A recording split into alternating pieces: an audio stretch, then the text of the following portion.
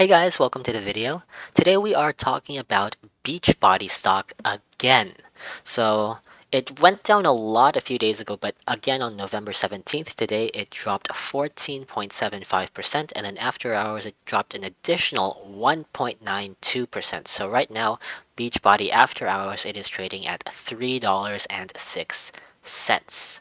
So why did this drop happen? Why this second drop? Let's get into it. So when I was looking at the news, sometimes I use Google for news results on stocks, but I also use Thinkorswim. Thinkorswim is a trading platform provided by what do you call that?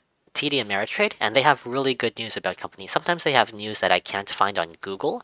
And when I was looking on Thinkorswim, I found this news about Beachbody here. I took a screenshot for you guys, and it says most of them they say analysts downgrade the fitness company and post Q3 results.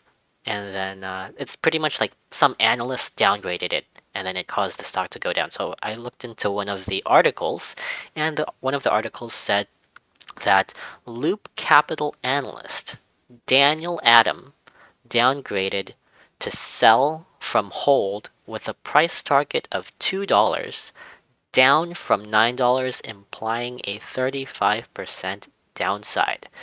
And then also, Adam further notes that Beachbody only has about 125 days of available liquidity at its current cash burn rate, or enough to last until February.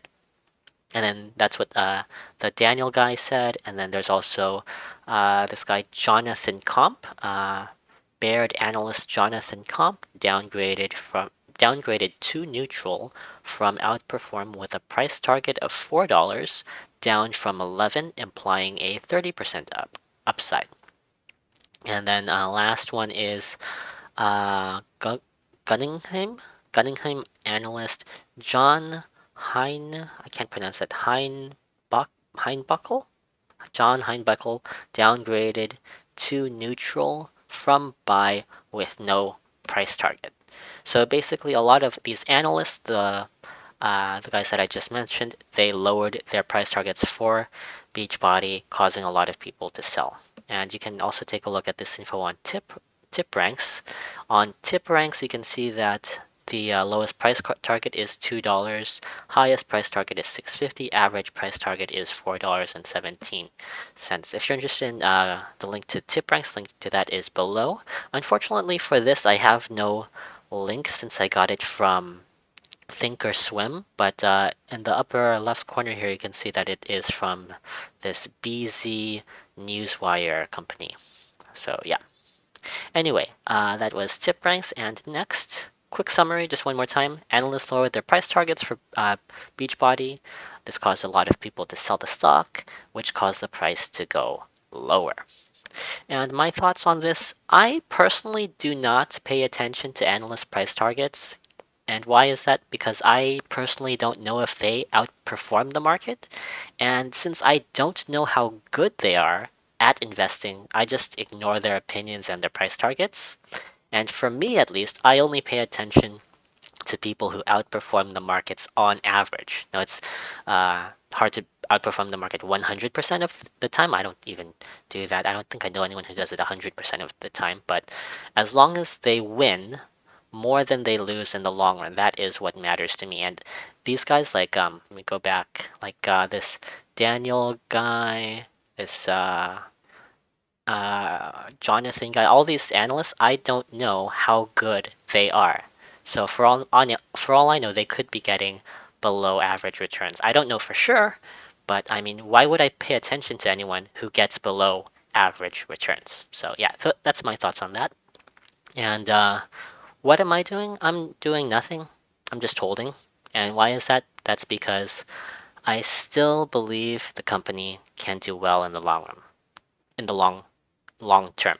So yeah, for buying the dip, I only like to buy the dip when there is no significantly company-specific negative news. Since the company did release their earnings report a couple days ago with really bad numbers, I am not buying the dip. I think this is still related to that report. And yeah, my philosophy is just hold your winners and your losers. Let your winners outperform your losers. Why is that? Because the most you can lose is 100%. So worst case scenario, Beachbody goes to zero, they go bankrupt, I lose all the money. That is fine with me. I can sleep at night. It's okay for me. But the most you can gain is infinite. So one winner can make up for all your losers combined. So that's how I like to approach investing. That's what I learned from Motley Fool, David Gardner, and that is what works for me. So yeah, that's what I'm doing. What about you guys? What are you doing? Are you guys buying the dip? Are you holding? Are you selling all your shares? Are you selling only half your shares and keeping the other half? What are you doing? So I'd like to know. Let me know in the comments below. And oh, also last slide. For me, what I'm doing is I am making portfolios that try to outperform the market, do better than average, and I make a record of them in the Google Sheets. Link to the Google Sheets thing is below if you're interested, just in the description. And also, there's a link to Discord. In the Discord, I post what I am doing in those portfolios before I do it. Like, for example, for the follow along portfolio for the fractional shares thing, I posted that I was gonna get some more shares of the stocks that I'm investing in, just to continue to dollar cost average into that. I posted that on the Discord. So yeah, if you're interested in Discord, link in the description below.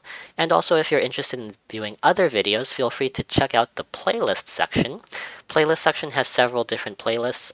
Two of them is how to get started in the stock market. So if you're just getting started, maybe you got like $1,000 or $10,000 or inherited some money from a friend or a relative and you want to get started in the stock market, I have these two. The orange one here is for fractional shares. The gray one here is for whole shares.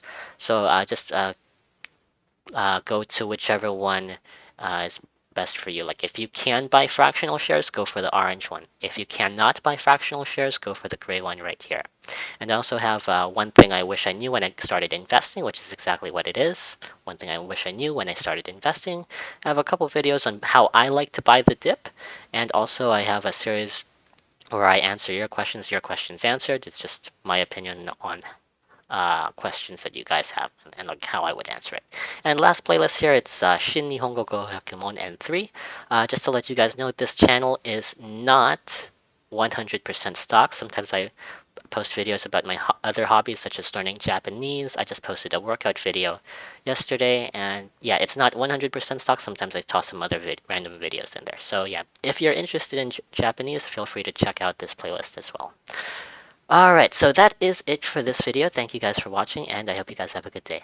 Bye.